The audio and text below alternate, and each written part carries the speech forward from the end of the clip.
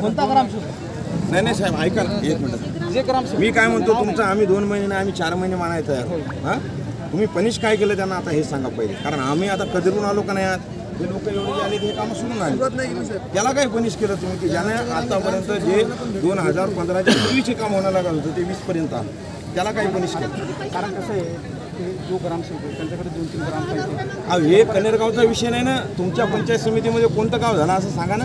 कानारखेडा ग्रामपंचायत जर सोडली तर कोणती ग्रामपंचायत तुमची नमुना नंबर 8 कानारखेडेमध्ये पण 50 घरं तुम्ही तशी ठेवली आहेत. आपला विषय फक्त कनेरगावचा सध्या असू दे ना.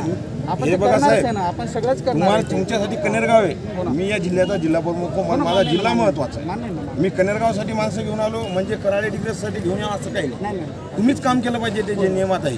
आम्हाला तिथे जाऊन माणसं जमवून इथं आणणं काय आम्हाला शोक नाही याच्यामध्ये. त्या संदर्भामध्ये सर्व ग्रामसेवकांना देऊ जे नियमानुसार. मी काय म्हणतो साहेब आमचं असं म्हणणं आहे की तुम्ही आज त्याचे 2 इन्क्रीमेंट रुपवा जे लोक आहेत ते आम्हाला तुम्ही त्या प्रकारचं नोटीस द्या त्याला आजच्या आज तेही शिवच्या लेवलची द्या. आणि हे माणसं आज तेव्हाच जातील जेव्हा तुम्ही वरिष्ठ स्तरावरून चर्चा करता. तुमच्या पंचायत समिती स्तरावरून हे काम झालं नाही म्हणून अर्ज वरी दिले. तुमची इच्छा नसेल इथं होत नाही.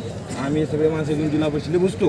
साहेब आम्ही काय महागाव पुढे पाडणार नाही. तुम्हाला जे चार्ज लावायचे ते बिलकुल लावा. कारण माणसं कधलेले आणि पर्सनली एक माणसानं अर्ज दिलेला आहे.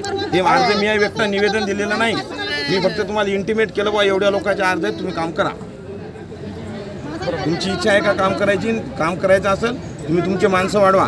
लिडरशिप करणारे ग्रामसेवक आमच्या इथं पाठवू नका. आम्हाला काम करणारे ग्रामसेवक पाहिजेत.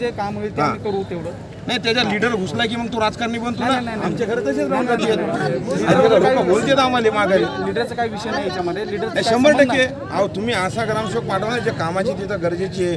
त्या गावात लिडरशिपची गरज नाही. लिडर आहेत ना तिथं. मग 1200 लिडर आहेत तिथं. त्यामुळं तुम्ही काय करा शिवसाहेबाशी चर्चा करून तातडीने मिटिंगाचे आयोजन करा. याच्यातल्या 5 महिला 5 पुरुष येतील नाही सगळे आम्ही जातो कार्यालयात बसतो. तुम्ही आम्हाला उत्तर द्या. आज आम्ही पूर्ण तयारीनिशी याच्यामुळे आलो की कारण कदरली तुम्ही म्हणत असाल 2 महिने. मी म्हणतो याला 5.5 वर्ष झालेली आहेत. आणि 2015चा कायदा आहे त्याहीपेक्षा 1960 पासूनच अधिनियमात लिहिली. तरी 2015 शासन निर्णय देऊन आदेश केलेले आहे ज्या लोकांचे घरं नावावर नाहीत ते नमुना नंबर 8वर घेऊन उत्पन्न वाढवा.